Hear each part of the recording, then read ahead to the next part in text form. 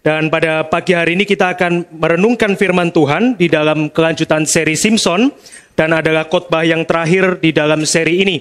Bapak Ibu yang melewatkan khotbah sebelumnya ada di YouTube GRI Citra, tapi kita akan coba run through sedikit pada pagi hari ini bagaimana Simpson sudah menemani kita selama 2 season. Mari kita membuka Hakim-Hakim pasal ke-16. Kita akan membaca secara bergantian ayat ke-4 sampai ayat ke-15. Hakim-Hakim pasal 16, ayat yang ke-4 sampai ayat ke-15. Saya akan bacakan ayat yang genap, Bapak Ibu membaca ayat yang ganjil dengan keras, dan bergantianlah kita sampai ayat ke-15. Demikian firman Tuhan, Hakim-Hakim pasal 16, ayat yang ke-4. Sesudah itu Simpson jatuh cinta kepada seorang perempuan di Wadi Sorek yang namanya Delila. Ayat 5.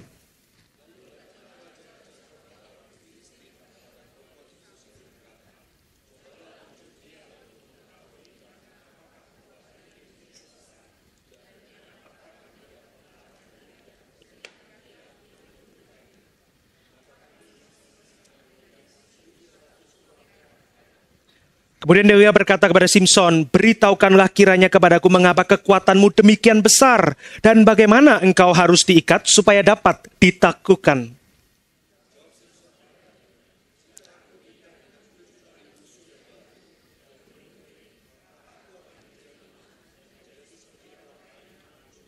Lalu raja-raja kota Filistin datang kepada perempuan itu dengan 7 tali busur baru yang belum dikeringkan.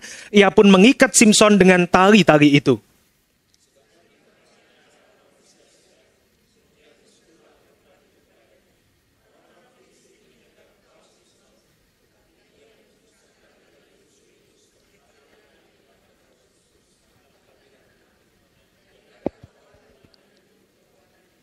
Kata Delila kepada Simpson, "Benar-benar engkau telah mempermainkan dan membohongi aku. Sekarang beritahukanlah kiranya kepadaku, bagaimana engkau dapat diikat."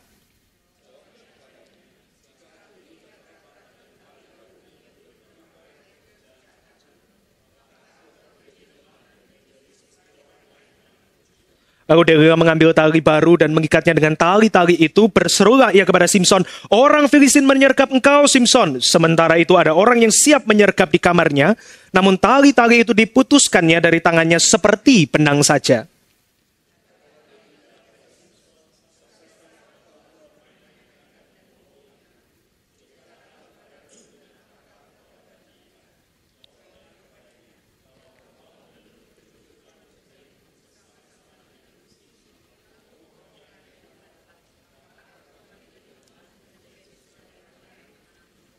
Setelah perempuan itu mengokohkan tenunan itu dengan patok, berserulah ia kepadanya, "Orang-orang Filistin menyergap engkau, Simpson."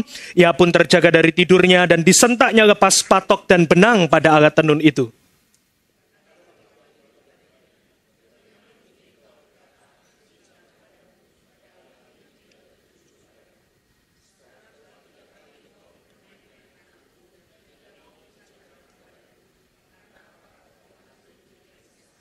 Saya tambahkan ayat 16, karena berhari-hari perempuan itu merengek-rengek dan terus mendesaknya, batinnya tertekan sampai mau mati rasanya. Mari kita berdoa.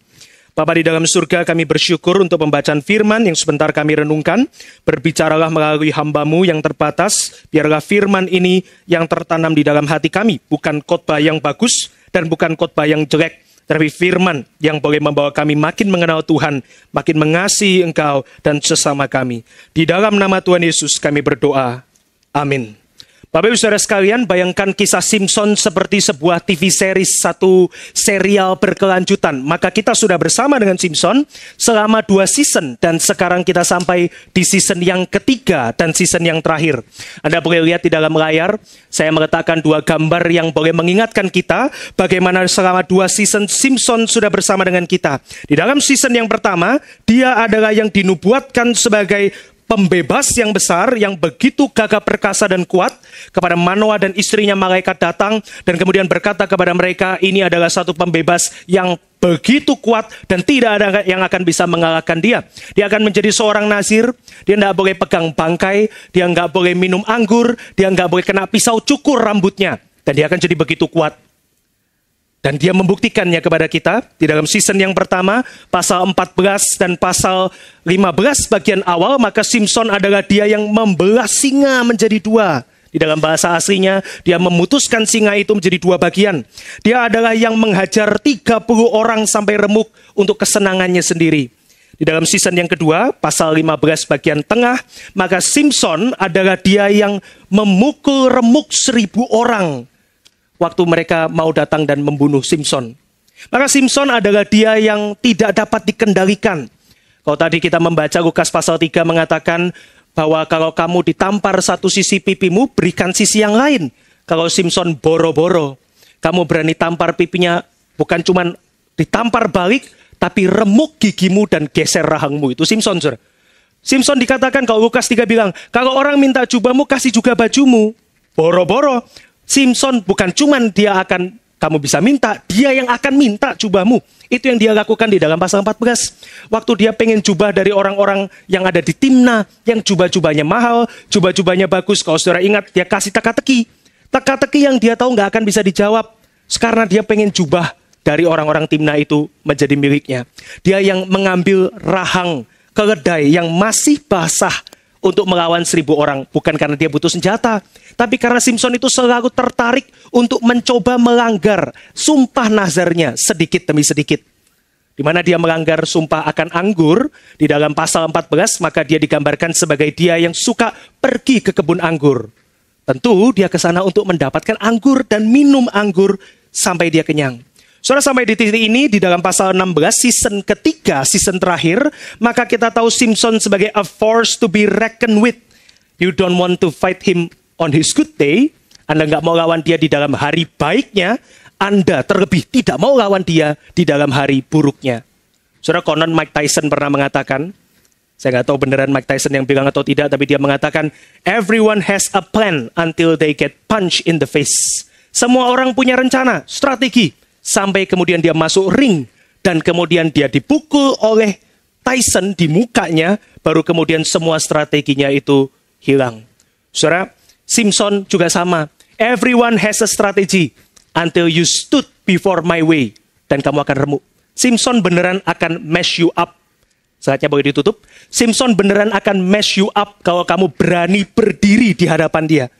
Kamu berani menghadang jalannya, maka kamu pasti akan berakhir entah seperti singa yang dibelah, entah seperti 30 orang yang remuk, atau 1000 orang yang mati. Karena meskipun moralnya kacau, satu fakta Simson itu boleh tunjukkan kepada orang-orang Filistin dan kepada orang-orang Yehuda bangsanya, yaitu Tuhan menyertai dia. Kamu boleh nggak suka dia, kamu boleh mempertanyakan moralnya, kamu boleh melihat dia sebagai contoh yang begitu buruk, bukan seorang yang beriman, bukan seorang yang saleh, tapi Simson itu jelas disertai oleh Tuhan. Bahkan orang-orang Filistin punya pemahaman akan hal ini. Orang-orang Filistin tahu bahwa Simson itu kekuatannya otherworldly. Gak ada manusia di dalam langit dan bumi ini yang punya kekuatan sebesar itu jika dewa tidak menyertai dia. Maka orang-orang Filistin selalu berusaha untuk cari kelemahan Simson, selalu berusaha mendapatkan kelemahan Simson supaya dia yang begitu kuat itu bisa ditaklukkan. Mereka benci setengah mati kepada Simson. Tapi mereka tahu 1000 orang pun mati sama Simson. Mau bawa pasukan seberapa banyak pun, it's useless. Kita nggak bisa mengalahkan Simson dengan heads on. Kita nggak bisa berhadapan dengan dia karena otot kita kalah kuat. Karena senjata kita tidak mampu mengalahkan Simson itu.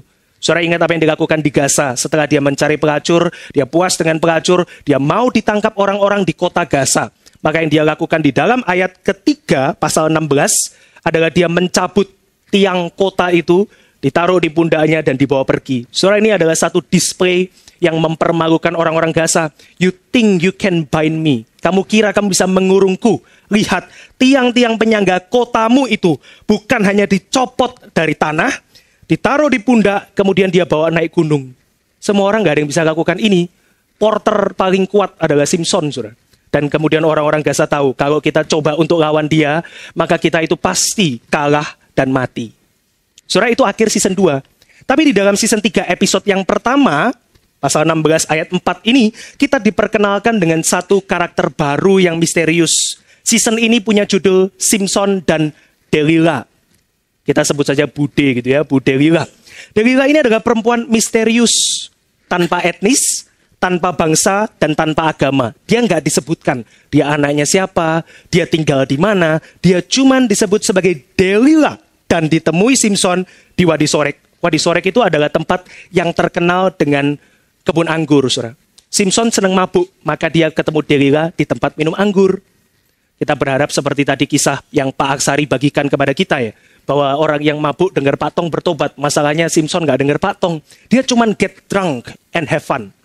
Tapi one day dia ketemu sama Delila, dan kemudian seorang wanita misterius ini, dia dicintai oleh Simson. Saudara, Simson menakutkan bagi para pria, tapi faktanya idaman para wanita, saudara. Ada satu istilah kan ya, katanya orang-orang dunia sana, nggak tahu benar atau enggak, women like bad boys. Wanita suka bad boys.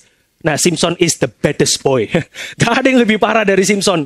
Dia moralnya begitu kacau dan lain sebagainya. Tapi mungkin wanita suka sama dia. Maka Simson ganti-ganti wanita terus-menerus. Mungkin juga bukan suka juga ya. Karena kalau Simson pengen wanita A, dan wanita itu berani ngomong tidak, mungkin dia akan mati. Kalau orang tuanya berani bilang, aku gak mau kasih anakku nikah sama kamu, mungkin orang tuanya juga bisa mati. Jadi Simson ini sangat ditakuti oleh para calon mertua, saudara. Mereka berharap supaya anak perempuannya nggak ditaksir sama Simson. Karena kalau ditaksir Simson celaka, pasti anak perempuanku mau nggak mau harus dikasih. Itu yang orang-orang pikirkan tentang Simson. Dan Simson selalu dapat yang dia mau. Tapi saudara, waktu Anda sampai kepada Delila, ada bedanya. Waktu dia ke Timna, dia pengen perempuan Timna, selalu dia digambarkan sebagai dia pengen, dan sekedar perempuan itu menjadi alat atau benda untuk Simson. Waktu dia ke Gaza dan cari pelacur, dia juga digambarkan sebagai dia datang untuk mendapatkan wanita yang dia pengen. Tapi Delila itu digambarkan dia dicintai oleh Simson. Saudara, di dalam Alkitab Perjanjian Lama sangat-sangat jarang dikatakan bahwa seorang pria mencintai wanita. Biasa kata yang digunakan adalah pria ini mengingini, pria ini mendatangi, pria ini menghampiri, pria ini melihat elok. Tapi jarang pakai istilah ayat 4. Bahwa pria ini, Simson, mencintai Delila. Saudara bisa bayangkan ya, encounter-encounter sebelumnya, wanita-wanita, tokoh-tokoh di dalam kehidupan Simson sebelumnya tidak ada yang dicintai. Tapi Delila dicintai. Saudara, kita bisa mempertanyakan ya, bagaimana pria seperti Simson, apakah dia capable of love? Apakah pria seperti Simson ini bisa mencintai seseorang? Barangkali di dalam benak Simson dan barangkali yang digambarkan oleh penulis kepada kita, cinta bukan cinta yang sejati juga. Cinta yang mungkin lebih seperti nafsu daripada Simson, dan yang Delila itu mendapatkan targetnya pada saat ini. Saudara, tapi yang menarik ya, waktu mereka berjumpa di Wadi Sorek, kemungkinan di tempat anggur, dan kemudian jatuh cinta, satu fakta ditunjukkan kepada kita, yaitu cinta di sini barangkali adalah cinta yang bertepuk sebelah tangan, saudara. Karena digambarkan Simson itu mencintai Delila. Delila dicintai Simson. Tapi Delila tidak mencintai Simson. Kita mendapatkan kesan itu, dan sepertinya orang-orang Filistin juga tahu, saudara. Orang-orang Filistin mungkin mendengar, mereka berguncing di antara mereka. Sekarang siapa ya pacarnya Simson yang baru? Oh, pacarnya Simson adalah Delila. Delila siapa? Gak tahu. Gak ada nama bapaknya dicatat, kita gak tahu bapaknya siapa. Delila bangsa mana? Gak tahu. Pokoknya dia di Wadi Sorek. Delila agamanya apa? Nggak tahu juga. Dia cuma wanita yang kebetulan sekarang dicintai oleh Simson. Tapi mereka sekarang bersama. They are partner. Ya, jadi Simson sudah taken oleh Delila itu. Wah, bagaimana caranya kita bisa deketin Delila? Kita mesti cari cara waktu Simson nggak ada, atau waktu Simson mabuk, atau waktu Simson lagi tidur. Dan kita mesti dapatkan hatinya Delila itu, supaya dia mau cari kelemahan Simson buat kita. Mereka ingat pada waktu di Timna, Simson kasih teka-teki, dan mereka dapat jawaban teka-teki Simson lewat istrinya Simson yang merengek. Maka sekarang kita mau kirim setan bantal berikutnya untuk mendapatkan rahasia Simson. Tapi Delila bagaimana caranya? Kalau dulu perempuan Timna kita bisa peras, kita ancam keluarganya. Kalau you nggak kasih tahu rahasia teka-teki Simson, papa mamamu mungkin kami bunuh. Maka istrinya Simson di Timna ketakutan. Tapi Delila kita nggak tahu papanya siapa. Kita nggak tahu keluarganya mana. Maka kita mesti cari cara lagi untuk bikin Delila mau nurut sama kita. Nah, mungkin cara yang paling tepat yang mereka bisa pikirkan adalah kita beli saja. Kita beli cintanya Simson kepada Delila dengan 1.100 keping perak. 1.100 keping perak ini banyak. Tapi kalau saudara baca dengan hati-hati, bukan cuma 1.100. Kami para raja masing-masing kasih kamu 1.100. Tidak tahu berapa raja yang datang Delila ya, tapi mereka pasti punya good offer. Karena kalau misalnya negosiasinya gagal, Delila datangkan Simson, dan Simson cinta sama Delila, berarti Delila pawangnya Simson, nanti raja-raja itu bisa mati. Maka kita mesti kasih offer yang Delila nggak bisa tolak. Kita kasih dia financial freedom. Kita kasih dia financial security. 1.100 keping perak kali jumlah raja. Semua patungan. Semua keluar duit. Kita kasih Delila duit yang banyak yang dia nggak bisa tolak. Yang dia pasti hitung-hitung di otaknya dan dia putuskan ini reasonable untuk diambil. Maka mereka datang pada Delila, mereka kasih negosiasi. Saya membayangkan Delila tawar-menawar. Kurang kalau 500 keping perak. Naikin 700. Masih kurang. 900, Simson juga ganteng. 1.000, Simson itu kuat. Maka sampai 1.100 kali jumlah raja. Baru kemudian Delila bilang, oke, yang ini aku mau. Maka Delila berusaha untuk mendapatkan jawaban dari Simson. Apa rahasia kekuatan dia? Nah, saudara, satu hal yang menarik ya, kita sering menggambarkan Delila sebagai perempuan dengan 1.000 macam tipuan. Tapi kalau saudara baca di dalam ayat 6 sampai ayat 9, gak ada Delila menipu Simson. Saudara baca ayat 6 lagi, Anda lihat di dalam Alkitabmu, Delila simply tanya kepada Simson, beritahukanlah kiranya kepadaku mengapa kekuatanmu demikian besar, dan bagaimana engkau harus diikat supaya dapat ditaklukkan. Gak ada tipuan, saudara. Delila gak tipu Simson kok. Dia gak pura-pura begini begitu supaya Simson itu kemudian bocor dikasih ramuan pembuat jujur gitu misalnya, kalau ada, gak ada juga. Maka Delila simply tanya kok. Nah, kenapa Simson kok tidak curiga? Ya karena cinta. Simson cinta sama Delila, maka waktu Delila tanya, Simson just want to play with Delilah. Soalnya di dalam bahasa asli, di dalam Ibrani, saya tidak bahas terlalu banyak, tetapi percakapan Simson dan Delila yang nanti terjadi sampai 3 kali, itu digambarkan di dalam bahasa yang sangat intim.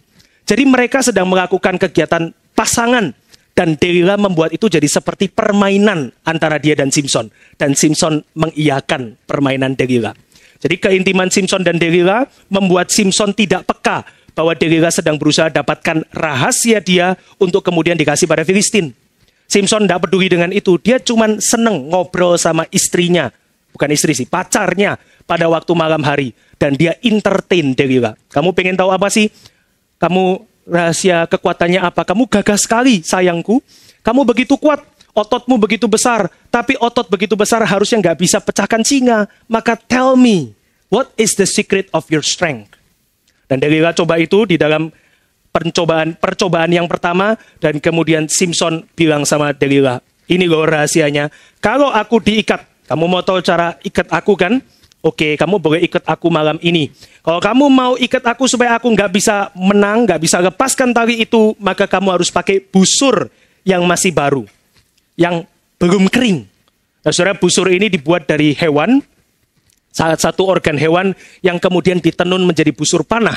Maka sebetulnya Simson ini sedang mengatakan seperti dia ya, pegang tulang rahang keledai yang masih basah, dia kalau kena daging bangkai yang masih basah, dia akan bisa ditangkap atau ditawan, ditaklukkan.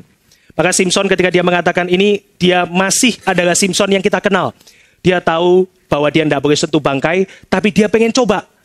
Dia pengen coba selalu dekat dengan bangkai. Bangkai singa dia pegang, tulang rahang keledai dia pegang, sekarang busur yang masih basah diikatkan ke tubuh dia. Simson mengizinkan Delila melakukan itu. Dia enjoy, dia senang dengan permainan bersama dengan pacarnya itu, Bude. Jadi dia entertain Delila, kali ini dia bohong. Tapi perhatikan kebohongan Simson itu menarik.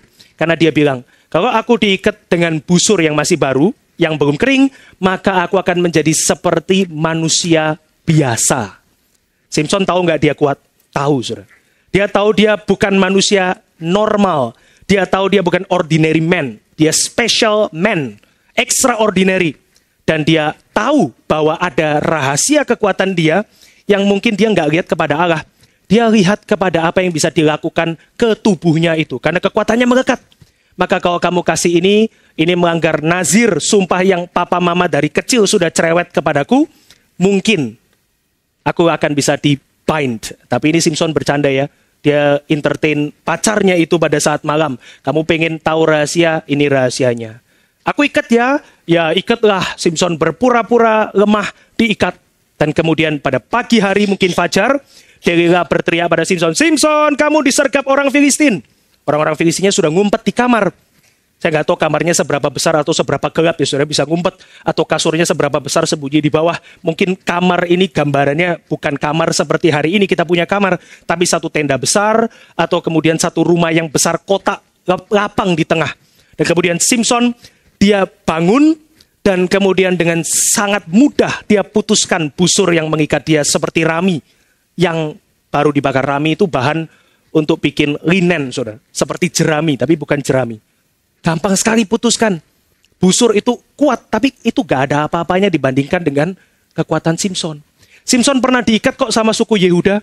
Di dalam season yang lalu, kalau Anda ingat, kalau Anda nonton lagi season yang sebelumnya, Simpson juga diikat, tapi juga gampang dia putuskan ikatan itu. Karena kekuatannya otherworldly, sekarang dia putuskan lagi. Nah, saya nggak tahu ya, saudara, Anda bisa membayangkan kok bisa orang-orang itu sembunyi, tapi Simpson nggak tahu. Mungkin kamarnya besar, ini kan penjelasan praktis ya. Tapi penjelasan teologisnya, penjelasan rohaninya adalah Simpson is so spiritually blind. Dia sangat buta secara spiritual, sehingga dia juga buta secara jasmani. Dia nggak peka bahwa Delila itu mau mencelakakan dia. Maka dia juga nggak cari. Ada orang sembunyi tinggal dicari dong. Kalau betul dia disergap dan dia peka, harusnya waktu dia bangun dia cari musuhnya.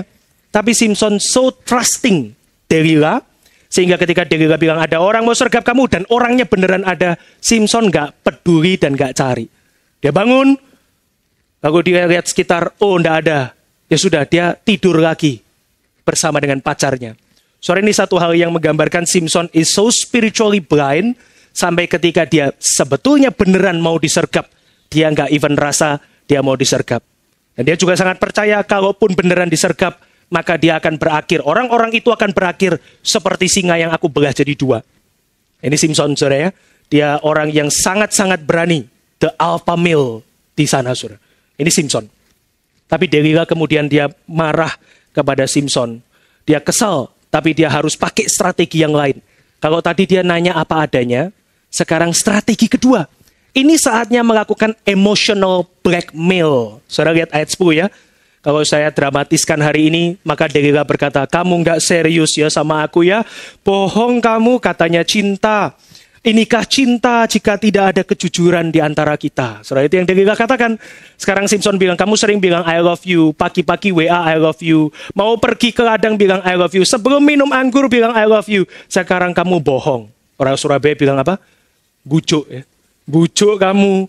Kemudian Simpson digoda lagi. Sekarang kasih tahu. Rahasia keperkasaanmu, rahasia kekuatanmu, rahasia kenapa kamu bisa so amazing, Simpson. Ini emotional blackmail, saudara. Maka Simpson dia kasih tahu lagi, saudara. Kali ini nambah, lebih dekat dengan jawaban yang jujur. Jawaban yang jujur kan rambut ya. Satu-satunya nazar yang belum dilanggar adalah rambutnya belum pernah kena pisau cukur. Itu dia masih simpen, saudara. Tapi sekarang lebih dekat. Dia bilang bukan lagi busur, sekarang tali yang belum pernah dipakai. Saudara ingat ya, rambut belum pernah dicukur. Sekarang tali yang belum pernah dipakai. Itu kalau kamu ikat aku dengan itu, maka aku akan bisa ditaklukkan. Aku akan di bawahmu, aku akan bisa kamu kendalikan. Maka Delila lakukan lagi pada malam itu, dia mendapatkan tali yang baru, dan kemudian dia ikat Simpson. Dan kemudian tentu ini adalah satu hal yang bohong. Simpson bisa bangun lagi ketika Delila teriak lagi, orang-orang Filistin mau datang menyergap kamu. Ini Delila tes. Delila tes karena kalau beneran langsung dipanggilkan orang Filistin, langsung ketahuan Delila punya kesetiaan ganda. Maka dia bohong lagi, orang-orang Filistin datang menyergap kamu. Simpson bangun, dia putusin lagi talinya, dia lihat sekitar masih tidak ada orang, dia tidur lagi sama pacarnya. Saudara, ini gambaran Simpson tetap gak peka, dan dia makin jauh kasih powernya kepada Delila itu. Dia makin jauh kasih kontrol kepada pacarnya, perempuan yang dia cintai itu. Nah, dia tidak tahu ya, selangkah demi selangkah, Delila makin menguasai nasibnya Simpson itu. Makin kebuka kartunya lagi, makin tahu. Tadi busur, bukan. Sekarang tali, baru. Pasti ada yang baru dari tubuh Simpson yang belum pernah dipakai, rambutnya. Maka Delila dapatkan sedikit kartu yang terbuka lagi. Nah, saudara, kita bisa bilang Simpson bodoh ya. Simpson kurang pinter, otot doang besar, tapi otak kurang pandai. Saudara. Tapi sebetulnya bukan Simpson, bukan bodoh. Dia tidak peka bahwa Delila yang dia anggap, ini stereotip pada masa itu, wanita tidak punya kepandaian dan cuma bisa dipakai untuk memuaskan nafsu pria. Simpson percaya itu. Delila pastilah dia bodoh, aku cintai dia puas, aku pakai sebagai barang dia puas. Tapi Delila memanfaatkan kelemahan yang dikira dirinya itu bodoh dan bisa dipakai menjadi senjata untuk kontrol Simpson. Maka saudara, Delila itu berbahaya karena dia tahu bodoh oleh Simpson, tidak apa-apa. Dia dianggap barang bisa dipakai oleh Simpson, it's okay. But I'm getting closer. Aku makin dekat, makin dekat, makin dekat. Episode 4, saudara. Episode 4, maka Delila ngomong lagi kepada Simpson. Interaksi yang ketiga di dalam ayat 13 sampai ayat 14. Sekarang lebih dekat dengan jawaban asli. Kamu bohong lagi, katanya kamu cinta. Ayo kasih tahu rahasiamu. Dan kali ini Simpson mulai ada rambut-rambutnya, saudara. Tadinya kan cuma busur, kemudian tali baru, sekarang rambut. Rambutku panjang, ada 7 tenunan, dreadlock, yang sudah diikat, dikepang. Kalau kamu ikat itu dengan benang ini, kemudian kamu patok di dinding, maka aku akan menjadi lemah seperti manusia biasa. Mulai bawa rambut, saudara. Kenapa nggak dia pakai gelang kaki gitu misalnya. Kalau kaki kok kamu gelangi dengan rambut, nah itu masih mending, saudara. Sekarang dia mulai bahas rambutnya. Dia mulai nggak tahan, oke lah deket sedikit lah sama jawaban yang asli. Rambutku panjang, kalau kamu ikat, kamu kepang, kamu kasih itu patok di dinding, aku jadi sama seperti manusia biasa. Saudara, menarik ya, kita bayangkan ya, kita nggak tahu rumahnya sebesar apa, apakah Simpson tidur mepet tembok sehingga rambutnya bisa dipatok, apakah Simpson di kasur kemudian rambutnya saking panjangnya bisa diseret sampai kayak Rapunzel gitu, tapi mungkin jarang keramas, jadi bukan emas tapi hitam yang jelek, dan kemudian bisa dipatok di dinding, kita nggak tahu. Tapi ini menggambarkan apa? Simpson sangat lelap tidurnya, nyenyak, sampai dia diapain saja waktu tidur, dia nggak tahu, saudara. Saya nggak tahu, saudara, saya gampang bangun. Jadi ada suara apa, saya akan bangun gitu ya. Suara jatuh sedikit, saya bangun. Suara keran, saya bangun. Tapi Simpson kayaknya maybe get drunk really bad ya. Sangat mabuk atau sangat nyenyak, sangat puas dengan Delila. Sehingga dia, sudah tidur seperti orang yang spend. Saudara, bahasanya mirip ya. Saya pernah khotbah Deborah dan Barak. Yael menidurkan Sisera, kemudian dipatok pelipisnya sama Sisera. Ini katanya sama, saudara. Dipatok di dinding rambut daripada Simpson itu. Tapi yang menidurkan bukan orang benar. Yang menidurkan adalah Delila, bude. Tapi masih bohong juga, saudara. Maka ayat 15 itu ayat pamungkas. Delila menggunakan jurus pamungkas. Berkatalah perempuan itu kepadanya, bagaimana mungkin engkau berkata aku cinta kepadamu, padahal hatimu tidak tertuju padaku. Ini tidak ada yang lebih sweet di Alkitab daripada kalimat palsu dari Delila ini, saudara. Tidak ada lebih sweet dari ini. Saya kasih kuis ke pemuda, saya kirim di grup olahraganya pemuda. Kira-kira siapa yang ngomong kalimat ini? Saya kutip dalam bahasa Inggris. How can you say I love you if your heart doesn't belong to me? Indah ini, saudara. Bagaimana kamu bisa bilang I love you, kamu ngomong kosong I love you, kamu tidak, hatimu gak punya aku kok. Mungkin kalau saya dramatiskan hari ini, kita bikin TV seriesnya di Netflix, saudara, maka yang dikatakan di sana adalah kamu pasti mau bikin rumah impian sama perempuan lain di Bali ya, kayak yang di Pinterest. Saudara tahu Pinterest ya? Pinterest, saudara. Itu katanya ada orang bangun rumah di Bali, rumah impian. Kamu pasti pengen sama perempuan lain bikin rumah impian ya. Enggak kok, enggak begitu. Enggak begitu. Buktikan cintamu padaku. What is the secret of your strength? Apa rahasia daripada kekuatanmu itu? Maka seperti kilat tersambarlah Simpson. Dan Delila lanjutkan, sudah 3 kali loh ya, kamu mempermainkan aku. Kamu tidak mau menceritakan kepadaku, karena apa kekuatanmu demikian besar. Dan dia merengek terus kepada Simpson. Kalau saudara baca ayat 16, maka Simpson itu direngek-rengek terus, sampai batin Simpson tertekan, sampai mau mati rasanya. Saudara, kalau orang Filistin pengen bunuh Simpson sebetulnya gampang. Tidak usah tangkap susah-susah, suruh Delila rengek terus, 3 tahun mati sakit jantung itu Simpson. Dia kan direngek terus, sudah dikasih tahu, tidak apa-apa, terus rengek. Simpson pasti mati depresi, saudara. Rengek terus, tapi Delila kali ini berhasil, saudara. Akhirnya Simpson menyerah. Dia akhirnya melihat Delila, dia tidak tahan, dia sudah mau mati rasanya, setan bantal terlalu kuat, gak bisa dikalahkan. Maka Simpson dia tumpahkan isi hatinya. Saudara, bahasa Ibraninya itu actually very beautiful. Tapi sayangnya hati Simpson ditumpahkan kepada orang yang nggak tepat. Tapi bahasa aslinya itu akhirnya dia itu heart to heart. Dia akhirnya ngomong dari hatinya. Dia kasih tahu kepada Delila, rambutku belum pernah kena pisau cukur. Dia akhirnya tumpahkan semua. Vulnerable, saudara. Kalau psikologi hari ini bilang sama pasangan, kalau ada masalah kamu harus bicara heart to heart. Simpson heart to heart. Dan kita mungkin membayangkan kalau ini Disney, kalau ini film Disney, maka mungkin Delila kemudian sadar, aku tergerak oleh cintamu. Sebetulnya aku mau dipaksa untuk dapatkan rahasiamu oleh orang Filistin, tapi aku bertobat. Aku sekarang cinta sama kamu, ayo kita kawin lari. Masalahnya ini bukan Disney, saudara. Delila, dia dengar Simpson, dia catat. Oh, rahasianya ternyata rambut. Kali ini Simpson terlihat jujur. Kali ini Simpson terlihat tulus. Maka pasti ini benar. Dari mana kita tahu, saudara? Kalau sebelumnya Delila panggil orang-orang Filistin, sekarang dia panggil raja-raja Filistin.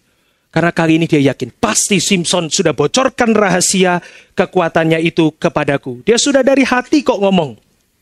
Jadi saudara, kalau dunia bilang, if you speak from the heart, the world will listen, itu bohong, saudara. Simpson bicara dari hati, dunia tidak mendengar, saudara. Simpson bicara dari hati, Delila tidak terbujuk. Simpson bicara dari hati, sudah tumpah keluar semua. Sedikit lagi Simpson berubah jadi Prince Charming. Dia akan bertobat kalau ketemu wanita yang tepat. Tapi ternyata tidak juga. Delila justru dapatkan rahasia itu, dan sekarang dia panggil raja-raja Filistin. Dia mau dapatkan 1.100 keping perak kali berapa jumlah raja, dan mendapatkan Simpson celaka, saudara. Nah, saudara, ketika Simpson itu mengatakan kepada Delila rahasia kekuatannya, bahasa yang dipakai oleh Alkitab adalah Simpson itu dia tahu, tapi juga tidak tahu. Maksudnya apa tahu tapi tidak tahu? Dia tahu rambutnya belum pernah kena pisau cukur, maka this is probably the answer. Ini rahasianya. Tapi Simpson kira bahwa kekuatan dia melekat kepada dirinya sendiri, saudara. Tubuhnya. Tinggal satu nazar yang belum dilanggar. Maka ini pasti kekuatan yang tersisa, di mana kekuatanku akan ada di sana. Dan waktu Simpson kasih kepada Delila semua, dia tumpahkan semua isi hatinya, maka sebetulnya Simpson sedang let go. Panggilan dia sebagai pembebas di Israel, sepenuhnya dia kasih kontrol itu, tadinya sedikit demi sedikit, sekarang sepenuhnya dia kasih kepada Delila, dan dia lepaskan panggilan dia sebagai hakim. Maka, ketika Delila kemudian ikat Simpson, dan kemudian dia panggil orang-orang, Simpson, orang-orang Filistin datang untuk menyergap kamu. Saudara baca ya di dalam ayat 20. Maka Simpson bangun dan pikirnya, seperti yang sudah-sudah, seperti biasa, aku akan luput dan bisa meronta lepas. Tapi kali itu tidak bisa, saudara. Saudara kira Simpson itu, dia kira dia sudah lemas setelah rambutnya dicukur? Enggak. Dia kira dia melekat di tubuhnya itu. Mungkin itu, tapi kayaknya masih bisa kok. Seperti yang sudah 3 season, berpuluh-puluh episode dilewatkan oleh Simpson, dia selalu menang. Tapi saudara, ayat 20 bagian terakhir catat satu bagian penting. Yaitu apa, saudara? Dikatakan di sana, namun Simpson tidak sadar bahwa Tuhan telah meninggalkan dia. It was never about the hair. Bukan karena rambut ternyata, tetapi karena the presence of Jehovah, kehadiran Allah, itu sudah meninggalkan Simpson. Satu hal yang menarik ya. Simpson kira rambut, tapi bukan. Alkitab mencatat kekuatan Simpson bukan melekat pada rambut. Bukan melekat pada kena bangkai, seperti dugaan Simpson seorang nazir. Bukan juga seperti dugaan orang Filistin. Kalau dilakukan ini maka kekuatan hilang. Kekuatan hilang ketika kehadiran Allah meninggalkan Simpson. Tadi di awal saya katakan Simpson selalu yakin dia akan lepas. Karena dia disertai Tuhan. Tapi di dalam ayat 20 dia ditinggalkan oleh Tuhan. Left weak like any other man. Like any other nation yang ditinggalkan oleh Allah. Saudara, Simpson itu captured, dia ditangkap, dia disiksa, tortured, dan humiliated, dipermalukan. Mereka mencungkil mata yang selalu mencari wanita. Mata Simpson selalu cari wanita, sekarang dicungkil. Mereka mengikat lengan yang selalu meremukkan orang-orang Filistin.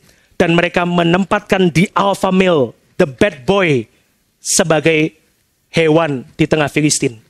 Dia ditangkap, dia dipukuli, dia dipermalukan, dia diikat, menggiling gandum. Itu pekerjaan hewan. Hewan akan ditaruh di sana, dirantai, dan kemudian pantatnya akan dinyos besi panas supaya dia muter. Sekarang Simpson yang ditaruh situ. Dan di dalam ayat 26, kalau raja-raja itu pesta, dan kemudian mereka pengen tontonan, pengen ketawa, bahan tertawa, mereka pengen badut, Simson akan dibawa ke panggung untuk ditertawakan orang Filistin. Dan saudara tahu di dalam ayat 26, siapa yang tuntun Simson kalau jalan? Budak anak-anak, saudara. Saudara, budak anak-anak itu budak paling rendah, tapi Simson lebih rendah dari itu.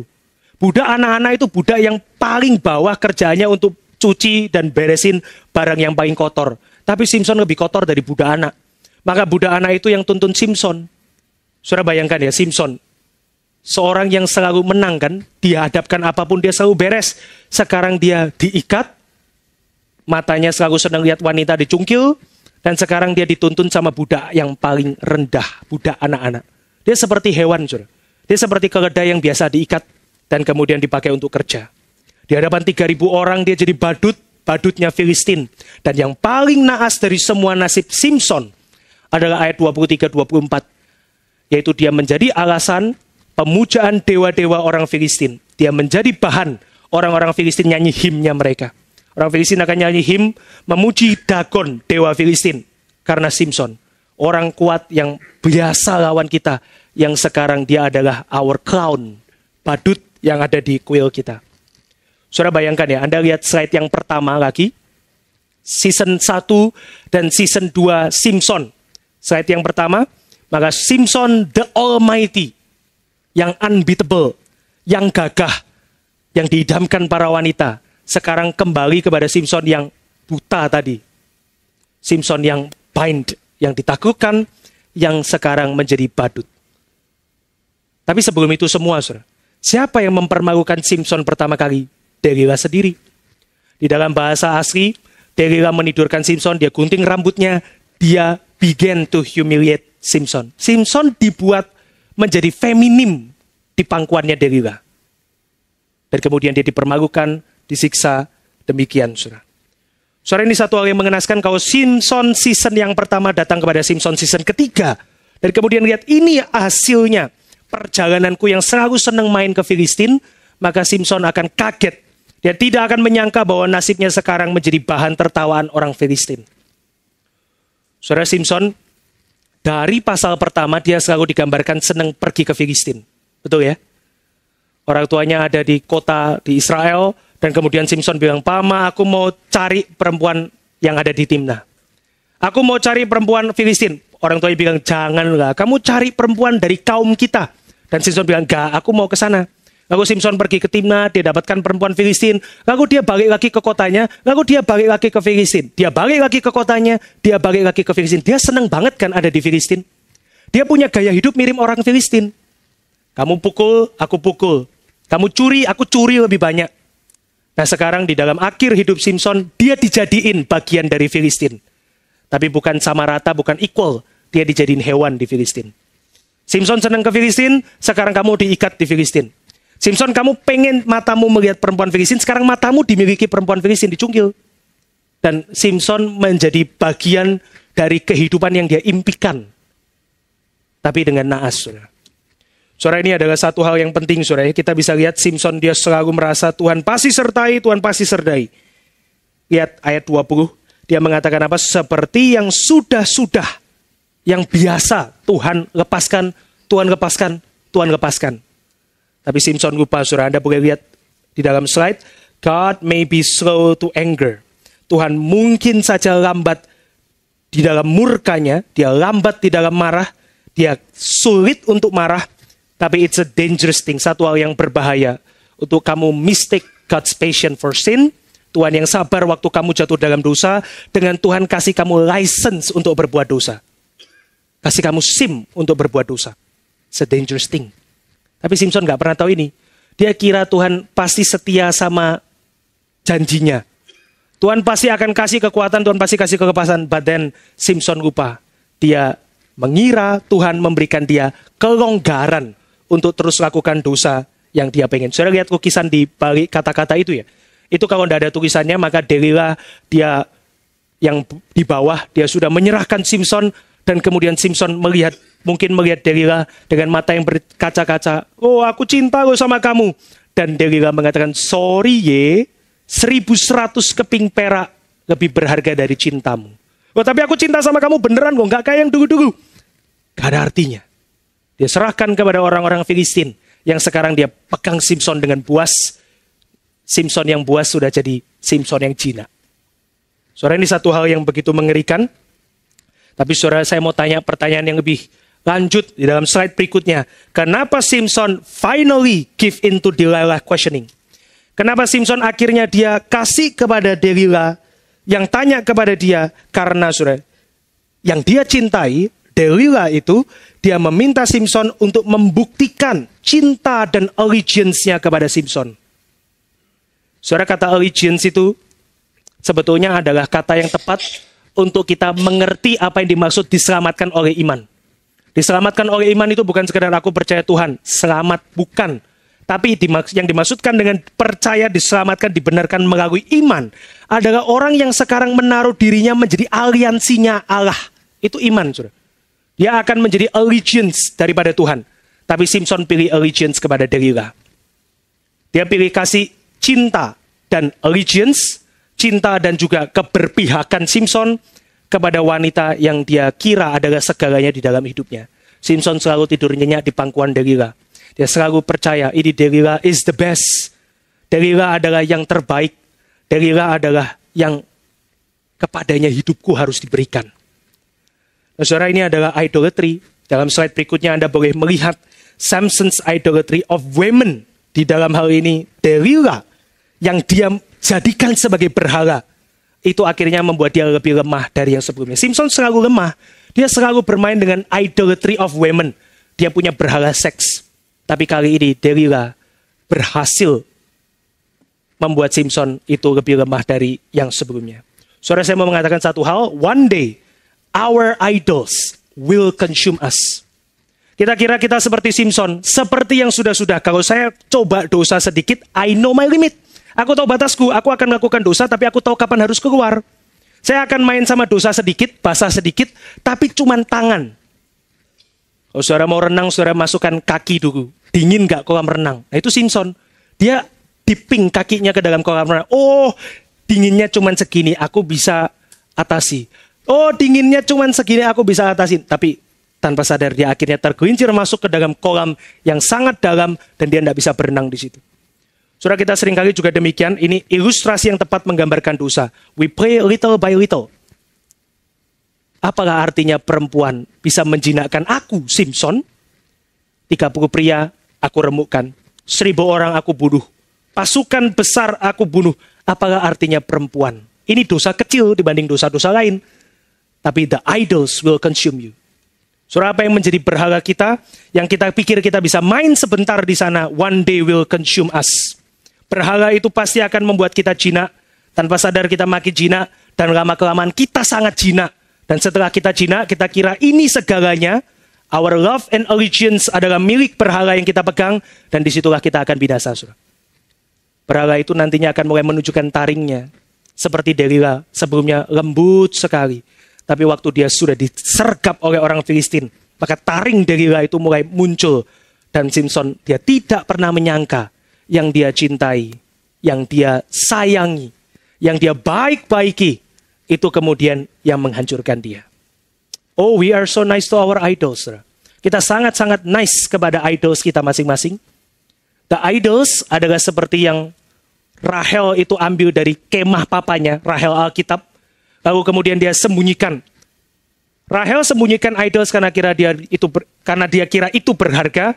Laban papanya kira itu berharga, maka dia juga cari. The idols adalah yang kita sembunyikan di balik jas kita, di balik tas kita, di balik mobil kita, di balik rumah kita. Dan yang kalau orang tanya, kita bilang, oh aku gak punya sama aku kok idols ya. It's not here, gak di sini. Itulah akhirnya, saudara. Slide boleh ditutup. Tapi ayat 22, saudara, ada satu plot twist. Penulis mencatat, tetapi rambut kepala Simson mulai tumbuh sejak ia dicukur. Oh, kekuatannya balik ya? Enggak. Kekuatan Simson enggak kembali. Dia tetap badutnya Filistin kok. Ayat-ayat setelahnya mengatakan Simson setelah rambutnya mulai tumbuh kembali, patchy sedikit, dia tetap gak kuat. Tapi saudara, itu memberikan satu harapan bahwa episode di mana Simpson itu ditahan dan dipermalukan, dan kita mulai kira, oh kalah ya, jagoan protagonis ini kalah ya. Ternyata rambutnya mulai tumbuh sedikit. Saudara nonton film Superman ya, waktu dia sudah mau dikubur, ada tanah ngangkat sedikit. Oh, saudara lihat film yang lain, oh sudah mati, lalu jarinya gerak sedikit. Saudara, itu yang penulis lakukan, rambutnya mulai tumbuh. Tapi gak kuat, enggak. Nah, kenapa tumbuh? It's hope, pengharapan saudara. Karena di dalam episode berikutnya, episode yang final dan yang terakhir, Simpson yang rambutnya mulai tumbuh. Barangkali dia mulai mengingat nazarnya itu, dia melakukan hal yang belum pernah dia lakukan sebelumnya. Dia mulai memanggil nama Allah. Simpson tidak pernah lakukan ini sebelumnya. Dia tahu dia kuat. Dia kira kekuatan melekat pada tubuhnya. Tapi dia mulai panggil nama Allah. Saudara, saya pernah katakan ya, hakim-hakim punya siklus. Musuh dikirimkan oleh Tuhan karena rakyat tidak hidup di dalam kesucian. Musuh menindas rakyat, maka rakyat panggil kepada Tuhan. Tuhan, kami begitu menderita. Tuhan kirim hakim. Di Simpson siklus itu tidak ada. Tapi di dalam masa paling akhir dalam hidupnya, sesaat sebelum dia mati, maka Simpson melakukan siklus hakim-hakim lagi. Dia teriak kepada Tuhan, Tuhan, berikan aku kekuatan sekali ini saja. Apakah Simpson bertobat? Tidak. Ingat ya, siklus hakim-hakim umat tidak pernah benar-benar bertobat. Simpson tidak bertobat, dia panggil untuk avenge, balas dendam, matanya yang dicungkil. Maka Simpson waktu teriak pada Tuhan, dia mungkin tidak bertobat sungguh-sungguh, tapi Tuhan dengar seperti siklus sebelumnya di dalam hakim-hakim. Tuhan kasih kekuatan. Satu kali Simpson minta kekuatan, satu kali kekuatan diberikan. Maka Simpson, kita tahu cerita ini, dia merobohkan tiang-tiang besar yang menopang hall besar di Filistin. Kira-kira orang-orang yang ada di sana mungkin 3.000 lebih. Dan kemudian orang-orang itu semua hancur bersama dengan Simpson. Dia juga ikut mati di sana. Saudara, narator meringkas di dalam ayat 30. Orang-orang yang dibunuh Simpson pada waktu matinya lebih banyak daripada yang dibunuhnya pada waktu hidupnya. Saudara, senang gak episode berakhir seperti ini? The hero, atau bahkan bukan hero, the anti-hero. Akhirnya lawan, tapi cuma sesaat dan mati sama-sama dengan musuhnya. Saudara, di dalam pasal 14, season yang pertama, ini flashback di akhir season ketiga, narator bilang kepada kita semua, waktu ayah dan ibunya bingung sama Simpson, gak bisa diatur anak model begini. Maka narator bilang, orang tua Simpson gak tahu, Tuhan mau pakai Simpson untuk cari gara-gara kepada orang Filistin. Dan kalimat itu diulang lagi di dalam bagian ini. Tuhan mau cari gara-gara kepada orang Filistin. You see, orang yang mati pada saat itu bersama Simpson lebih banyak dari total semasa hidup Simpson. Who wins? God wins. Tuhan menang. Tapi Simpson mati. Iya, Simpson mati. Tapi Tuhan menang. Saudara tidak puas ya? Maka pembuat cerita kasih satu special spin-off series. Episode bonus di dalam ayat 31. Gak ada kaitan sama Simpson. Simpson sudah mati. Gak ada kaitan sama orang Filistin, raja-raja yang dibunuh. Mereka juga sudah mati. Maka ayat 31 dia kasih spin-off. Ini goodbye dari kisah Simpson buat para penonton. Ayat 31. Sesudah itu, saudara-saudaranya dan seluruh keluarganya datang mengangkatnya dan membawanya dari sana. Lalu mereka menguburkan di antara Sora dan Estaol di kubur Manoah ayahnya. Dibawa pulang ke rumah Simpson. Apa kaitannya, Saudara? Saudara, saya terinspirasi dari seorang teolog namanya John Bloom. Mari kita berimajinasi dari ayat 31. Kita bayangkan seperti sebuah film. Maka saudara-saudara Simpson pergi ke kuil Dagon yang sudah hancur. Kita kasih nama bayangan, kita kasih nama pura-pura. Karena Alkitab nggak kasih nama. Kita kasih nama saudara yang lebih tua Nadir. Dan saudara yang lebih muda Nadir. Dan bersama dengan keluarga yang lain, mereka datang untuk ambil mayat kokonya di reruntuhan kuil Dagon. Maka Nadir dan Nadar itu berjalan di dalam sunyi. Mereka berjalan tidak ada suara karena mereka meratapi kepergian abang Koko Simpson yang mati begitu mengenaskan. Tapi ketika mereka sampai di kuil yang sudah hancur, banyak debu, banyak reruntuhan, banyak boulders, pilar-pilar yang sudah hancur, maka adiknya berkata kepada kakaknya, Nadar bilang sama Nadir, Kak, kamu sangka nggak Simpson, abang kita yang paling tua, akhiran hidupnya seperti ini. Maka kokonya Nadir itu bilang, enggak, dulu waktu aku kecil aku dengar Simpson katanya bunuh singa dan aku sangat kagum sama dia. Aku juga tidak nyangka bahwa dia harus mati sebagai seorang buta yang diikat, dipermalukan, dikuil daripada orang Filistin. Maka Nadar si adik bilang lagi, aku juga tidak sangka kenapa Tuhan biarkan terjadi seperti ini. Lalu Nadir bilang, jangan salahkan Tuhan. Karena jangan kita lupa bahwa Simpson itu juga lakukan banyak kesalahan. Simpson juga lakukan banyak dosa. Simpson yang tidak faithful kepada Allah. Sehingga dia harus bayar konsekuensi dari dosanya. Si adik protes, tapi kan adik koko kita Simpson itu tidak tahu. Dia kira Allah selalu setia. Tetapi sekarang dia harus mati dengan begitu mengenaskan. Maka kokonya bilang, kamu jangan lupa ya, Simpson, dia itu beriman loh. Dia beriman, dia kira Tuhan akan selalu setia pada janjinya. Tapi dia lupa, dia juga harus setia pada janji Allah. Bukan cuma Tuhan yang harus setia pada firman Tuhan. Tetapi koko, Simpson, juga harus setia kepada firman Tuhan. Tetapi koko kita, dia lupa bahwa dia punya bagian yang dia mesti kerjakan. He must be faithful. Dia harus juga berpegang pada janji Allah. Dia tidak lakukan itu. Dan sekarang dia mati. Lalu si adik itu ketika mereka mulai angkat-angkat batu. Cari mayat Simpson di reruntuhan itu. Dia bilang, naas ya. This is the end ya. Ini akhirnya ya. Kalau akhirnya seperti ini, betapa mengenaskan. Betapa sia-sianya kehidupan Simpson. Dan kokonya bilang satu kalimat terakhir kepada adiknya itu. Adikku, I think it's too soon to call this the end. Terlalu cepat untuk bilang ini akhir dari seluruh cerita. Saudara, waktu mereka bawa pulang mayat Simpson dan kubur ke kuburan Manoah ayahnya, it's a sign that they believe.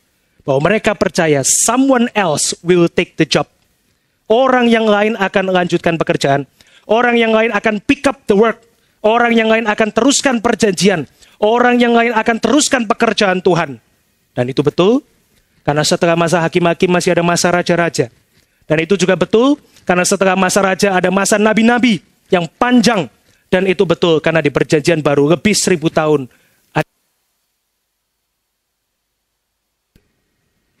Hakim yang lahir 1000 lebih tahun setelah Simpson. Dan punya kisah kelahiran yang mirip. Manoah dan istrinya didatangi malaikat. Maka 1000 tahun kemudian, seorang perawan didatangi malaikat. Dan jika malaikat itu berkata pada Manoah, kamu akan melahirkan seorang hakim yang gagah perkasa, seorang nazir.